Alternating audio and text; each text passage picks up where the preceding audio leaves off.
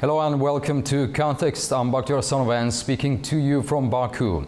Ukraine remains gripped by a profound humanitarian crisis. The toll on the country's medical infrastructure is staggering. Since the full-scale Russian invasion began in 2022, more than 1,900 attacks have been recorded on healthcare facilities, crippling hospitals, emergency services and clinics across the country. With millions displaced and hundreds of thousands injured, the Ukrainian health system is stretched to the limit. Hospitals are now frontline institutions facing immense pressure to provide care to civilians, children and soldiers alike. Tragically, over 1,490 children have been directly affected by Russian aggression and 485 have lost their lives. In this episode, we will explore the realities inside Ukrainian hospitals, the biggest challenges and the critical role of international medical missions, including American doctors working side by side with Ukrainian teams in some of the most difficult conditions imaginable. Joining us today from Kiev is Edward Ma, an American on a medical mission in Ukraine. He's the founder of the American humanitarian charity organization called AnewZ Friends, which brings medical aid to Ukraine, including doctors and surgery equipment for hospitals. And Andriy Ordonovich, retired colonel of the armed forces of Ukraine and a veteran observer of Ukraine's strategic and military posture. Edward and Henry, thank you both for being with us today and welcome to The Context. Thank you for having us. Dr. Edward, let's begin with you. You have been working directly in Ukrainian hospitals. Can you describe what the situation looks like on the ground today and what are the most pressing challenges that hospitals currently face? First of all, thank you for the credit, but I am not a doctor. I work with the doctors from America. We come from the USA to Ukraine on medical missions. We provide surgeries and medical help directly at the hospitals in Ukraine. Mm-hmm. Can you respond to my question? What are the most pressing challenges that hospitals currently face in Ukraine? Great. Yes, there's a lot of need for qualified medical help in Ukraine. The Ukrainian doctors are amazing. They are some of the most talented, skillful, and dedicated people I know. There is a lack of equipment, however, in a lot of cases. They're able to do a lot with their medical expertise with very little. What we are used to in America is plenty of equipment. Everything is automated, lots of computers, lots of machinery.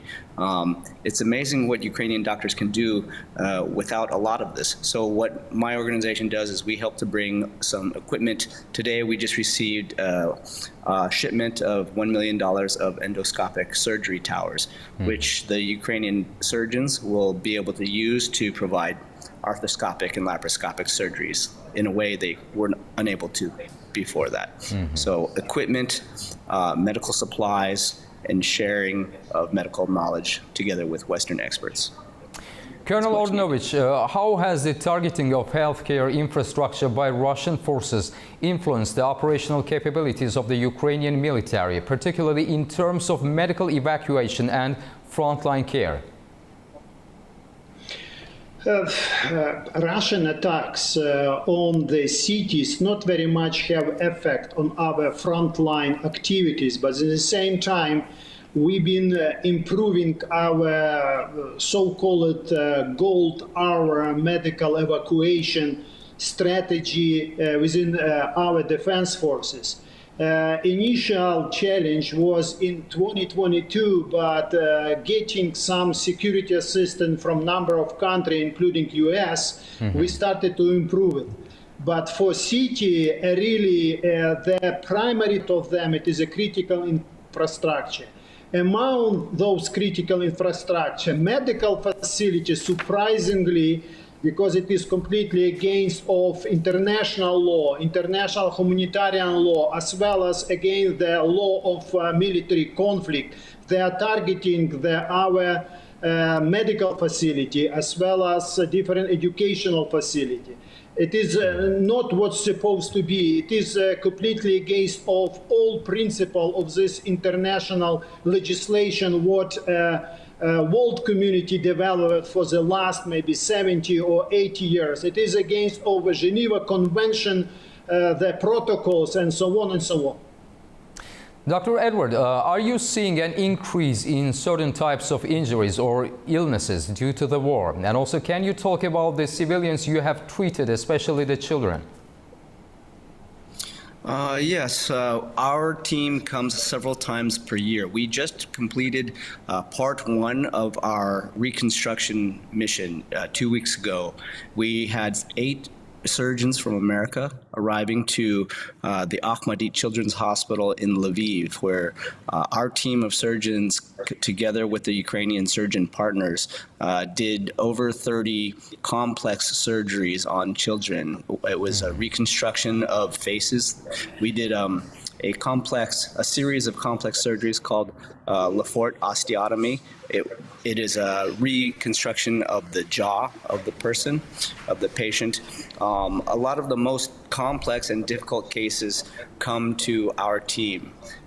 We bring over a team of top surgeons from America to do these surgeries. And in the next week, we're going to have our next team arrive and doing surgeries in Kyiv. And these will be oculoplastic surgeons. So eye reconstructions, prosthesis, and enucleations. A lot of patients, both children and adults and warriors who have been affected by the war, are going to be treated in the next following weeks. So there's a lot of injuries, explosive mine traumas. There are, of course, we're dealing only with above the head and neck, but I do see a lot of injuries of the extremities, the limbs, the legs, the lower part of the body.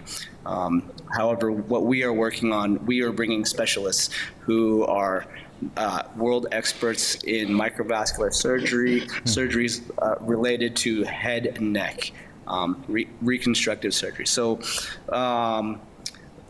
we have been coming since 2022, several times per year, to do surgeries alongside the Ukrainian doctors.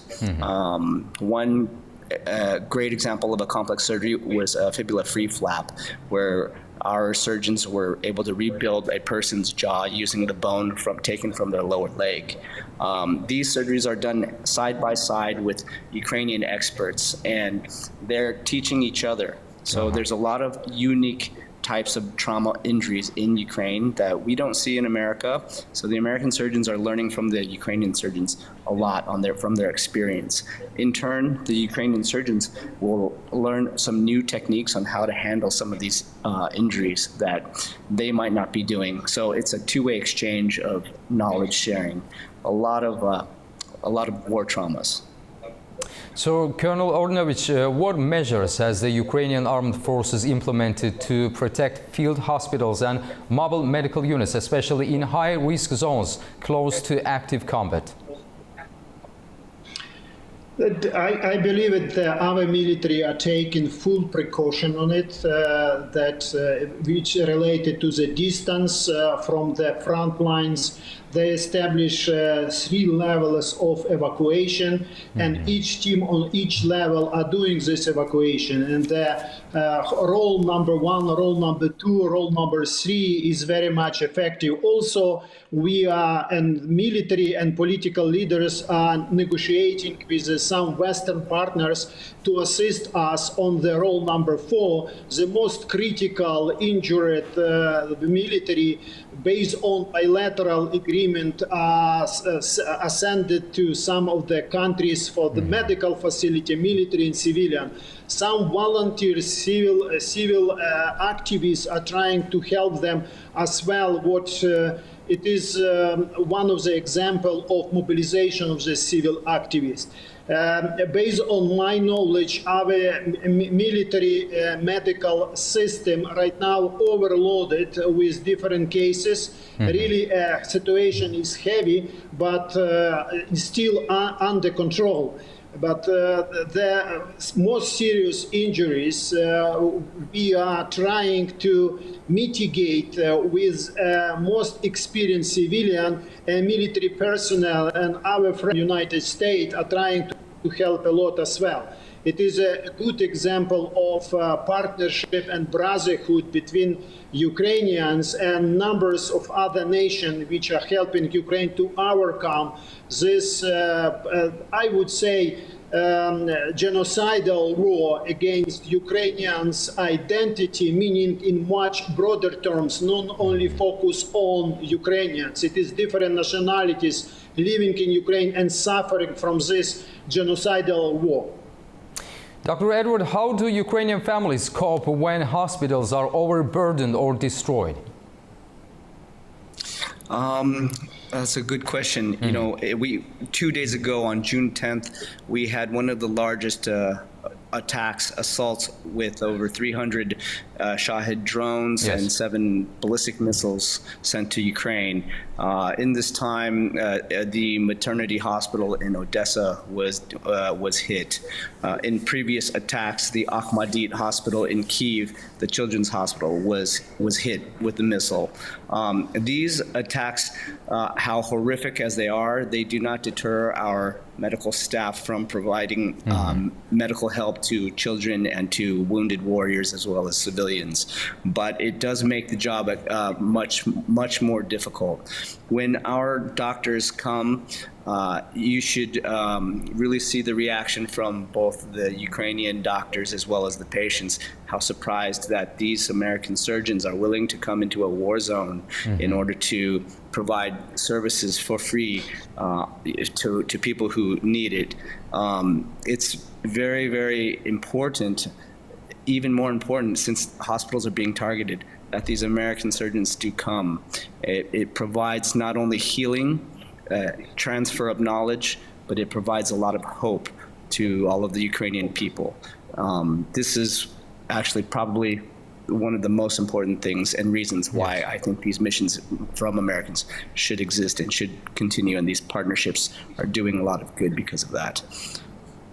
Colonel Odnovich, can you describe how combat medics and military medical teams are adapting to the increasing number of casualties, including both soldiers and civilians, given the resource limitations?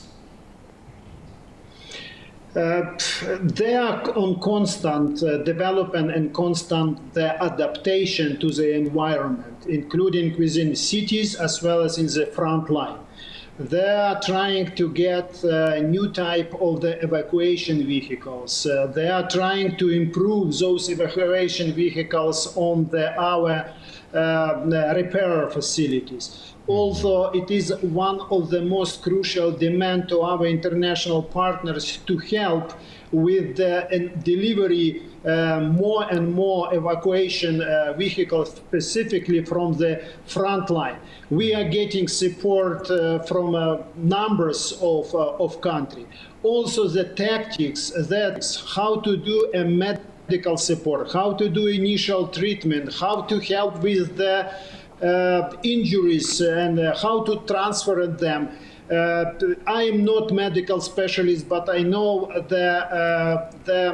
some medical centers are trying to lessons to be identified as well as to learn and put it immediately into the system using the concept for medical treatment or strategy for medical treatment. But even some civilian medical personnel from the medical facility of Ukraine started to be invited and mobilized to improve our tactical medical system, because it is most pressing and most challenging for them. Yes. We lost numbers of medical personnel, specifically when they've been doing the medical evacuation and been targeted by the Russian military against blocking out completely the international law of military conflict.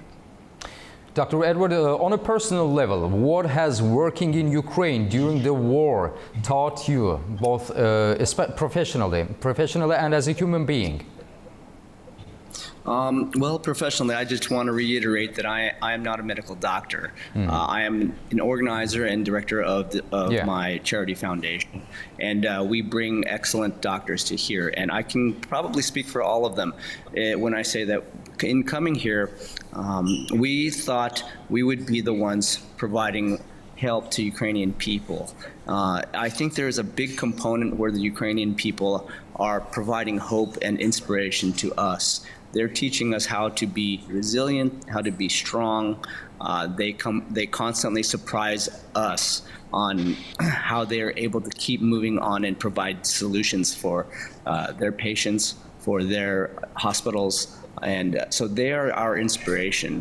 They provide hope for us. And I was thinking it would be the other way around. Personally, by coming here and working closely with Ukrainian medical professionals, every time I leave thinking on how to come back and do the next mission, because it's worth it, and I'm inspired by the strength I see. There's about a month ago, there were about 1,000 POWs that were exchanged and returned to Ukrainian warriors. I see the poor treatment of the POWs by the opposite side, and I see there's 70 POWs actually being treated by our Ukrainian partners right now. I see the need and I see the strength of Ukrainian people, and that's the largest thing that I've been able to learn and take away from this. So I'm very confident in Ukraine's victory, because I see how the people are. And Colonel Ornovich, looking ahead, what military and civil defense reforms are being considered to better fortify Ukraine's healthcare system in wartime and ensure continuity of care in the event of further escalation? Yes, before I respond to your question, I will never be tired to be grateful to the international community and the people, goodwill, who are coming to Ukraine and helping doctors, organizers, managers, and so on, so on. We needed such support, and I believe that until this genocidal war is going on, we will need it. For sure, it's also part of the agenda of our government. What I know from the civil and military standpoint, if they are trying to renew with some heated medical facility, they're trying to improve a bunker there in order to help people to survive during the next target. All new school and medical facility right now, by design, already rely on the having bunker there in order to save life in possible future attacks. As well as there is some technology in the building of this infrastructure are improving. We are looking for some experience from, for example, South Korea, forgive me, because they are under constant threat from the north on the missile attack or the artillery attack. It is at time to take lessons, try to analyze it and propose to government from in different domain, because all this massive the attacks, they do have three mainly components: technological one, tactical one, as well as psychological one. And psychological, it is a part of the technology, because if we will prove technology in combat action, if we will prove technology in the infrastructure development, we would have better psychological effect. But based on the tactic, how we are using doctors, have civilian manager, it is also have effect. Edward Ma and Henry Ornovich, thank you both for taking the time to join us today. Thank you very much. And to our viewers, thank you for watching Context. Until next time, stay informed and stay engaged.